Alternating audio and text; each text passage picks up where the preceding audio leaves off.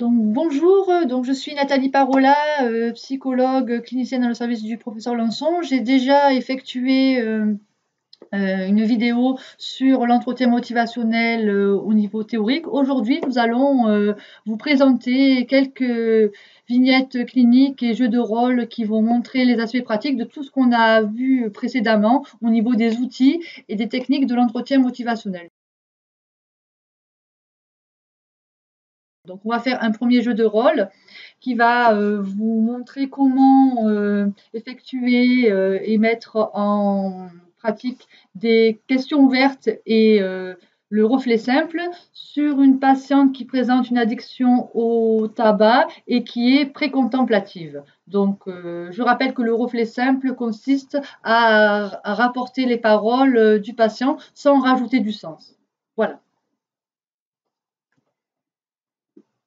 Alors, est-ce que vous pouvez, m'expliquer les raisons pour lesquelles vous venez aujourd'hui? Oui, alors en fait, je viens, parce que mon mari, me l'a demandé, parce que pour lui, je fume beaucoup trop. D'accord, donc vous venez aujourd'hui parce que votre mari vous l'a demandé, il trouve que vous fumez beaucoup trop. Ouais, c'est ça. En fait, je fume un paquet de cigarettes par jour et lui, il en peut plus et il dit que ça enfume toute la maison et que c'est pas bon pour nos enfants. Je comprends, donc vous fumez un paquet de cigarettes par jour et votre mari, lui, il trouve que non seulement c'est pas bon pour la santé des enfants et que ça enfume toute la maison. Mmh.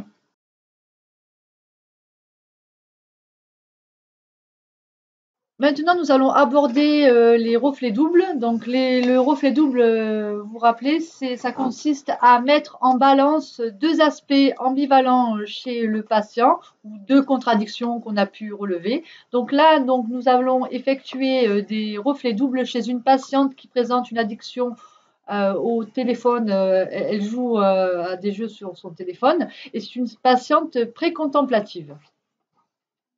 Alors, bonjour, dites-moi ce qui vous amène.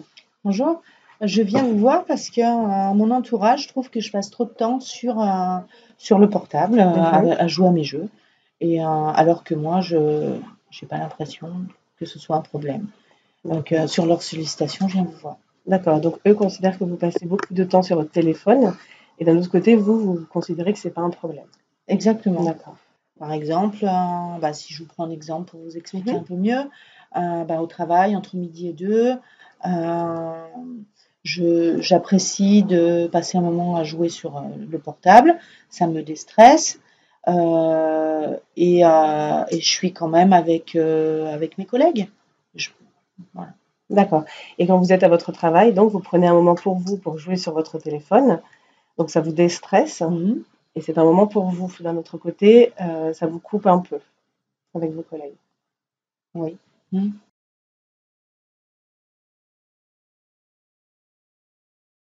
Donc nous allons continuer par le reflet amplifié, le troisième type de reformulation du thérapeute.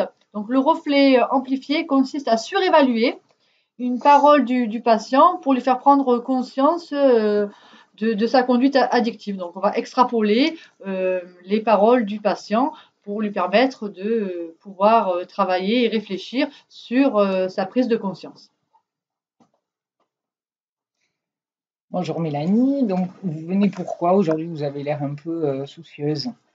Alors effectivement, je viens parce que je me suis fait arrêter par les flics là, il y a 2 jours. Bon, ça fait déjà plusieurs fois que je me fais arrêter. Bon, c'est vrai que là, sur l'espace d'un mois, je suis pas mal sortie. J'ai un peu plus consommé que d'habitude, mais bon, c'était pas non plus. Je veux dire, mais enfin, la dernière fois qu'ils m'ont arrêté de suite, en fait, à peine ils m'arrêtent, ils m'ont fait souffler. Et bon, moi, j'avais pas bu beaucoup, hein. Ben, j'étais positive, je me suis pris une sacrée amende, j'ai perdu pas mal de points, donc bon, là, je risque de perdre mon permis prochainement. Ah, ça fait plusieurs fois quand même que vous me le dites, Mélanie. Moi j'ai l'impression, alors vraiment, ça doit être les flics qui vous en veulent, quoi, hein. Bon, non, j'avoue quand même que la fois qu'ils m'ont arrêté, alors bon, ça devait peut-être se voir parce que j'avais quand même un petit peu forcé, j'avais plus bu que d'habitude quand même. Mais bon, après, en même temps, là, à chaque fois, en fait, mon copain, c'est lui en ce moment qui fait les courses. on est invité, on n'arrête pas d'être invité, puis à chaque fois, les personnes, il y a beaucoup d'alcool, et puis on me dit, voilà, allez, laisse-toi aller, bah, c'est bien, comme ça, on se sent mieux, ça nous détend. Et donc, bon, bah, moi, après, bien sûr, bah, moi, je prends la route, et puis c'est moi qui me fais arrêter, quoi. J'ai vraiment pas de chance. Ouais, non, c'est surtout votre copain. Je pense que vraiment, si vous faites des courses pour l'alcool, etc., c'est qu'en fait, il vous tend des pièges, là, hein. C'est ce que vous me dites. Il vous tend des pièges, clairement.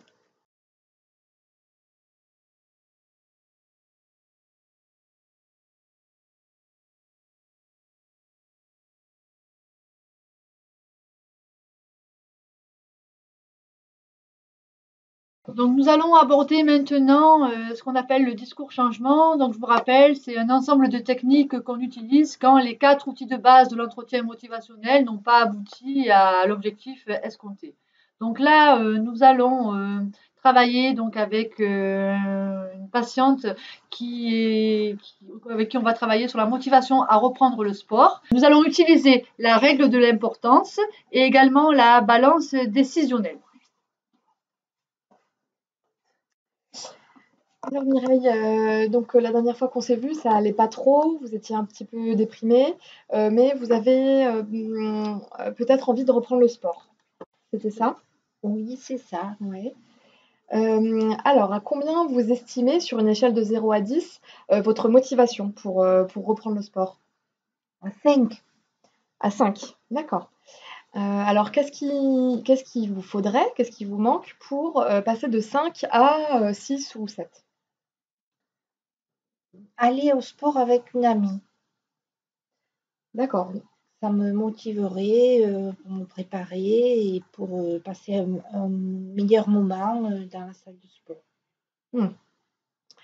Alors, Mireille, est-ce qu'il y aurait des avantages liés à cette reprise du sport? Oui, j'aurais une raison de me lever, de me préparer, de m'habiller, me maquiller. Je verrai du monde, je suivrai l'actualité. Je pourrais plaisanter, ça m'aiderait à être de bonne humeur. D'accord. Donc vous identifiez plusieurs avantages. Maintenant, est-ce que vous voyez des inconvénients liés à ça? Eh bien, l'inconvénient, c'est devoir se lever, se préparer, s'habiller. C'est pénible parfois, ça, hein.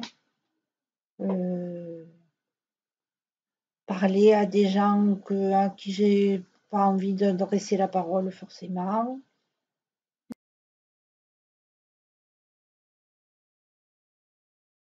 Nous allons continuer notre travail sur le discours changement avec la technique questionner les extrêmes avec une patiente addicte au cannabis.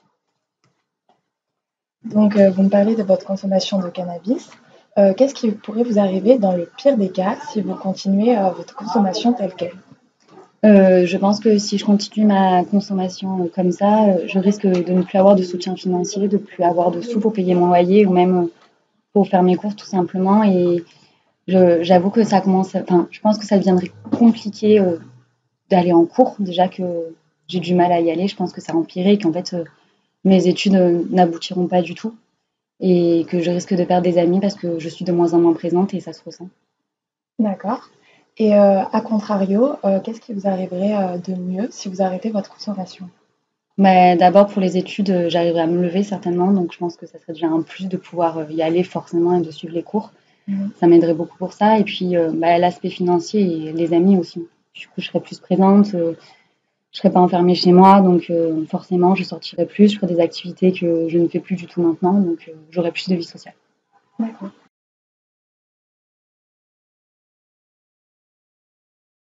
Donc on va continuer sur notre travail sur le discours changement avec les différentes techniques. Là, nous allons voir comment travailler la motivation au changement en mettant en place avec une patiente des objectifs et des sous-objectifs. Bonjour Emma. Bonjour. Alors, on se voit pourquoi aujourd'hui? vous souhaitiez un rendez-vous? Oui, voilà, parce que je sors de l'hôpital Mhm. et j'aimerais retrouver un lien social, peut-être un travail. D'accord. Voilà, je me sens, vu que j'étais seule pendant très longtemps, Mhm. Vous avez envie de changement dans votre vie voilà. qui passe par, si j'ai bien compris, hein, qui passerait par le fait de se refaire créer du lien social et du travail, c'est ça? C'est ça. Et trouver du travail. Donc c'est des objectifs que vous vous êtes fixés. Si on essayait de voir ensemble quel est le plus important pour vous en ce moment comme objectif à atteindre. Vraiment créer des liens sociaux, c'est le plus important. D'accord. Mm. Créer du lien social. Très bien. Et comment vous imagineriez comment vous vous y prendriez pour rencontrer des gens avec qui vous aimeriez passer du temps? Peut-être faire des activités, des loisirs qui me plaisent et rencontrer des gens qui aiment les mêmes choses que moi. Oh oui, très très bien, très très bien. C'est vrai que quand on partage une activité qui nous plaît en commun, c'est plus facile pour rentrer en relation avec les autres. Vous avez raison, très très bien. Et donc ça pourrait être un sous-objectif qu'on pourrait travailler ensemble, essayer de répertorier des activités, une liste d'activités, et puis en choisir une et voir ce qu'il y a dans le secteur de votre secteur d'habitation, et puis voir si on peut vous pouvez s'inscrire à une activité. D'accord.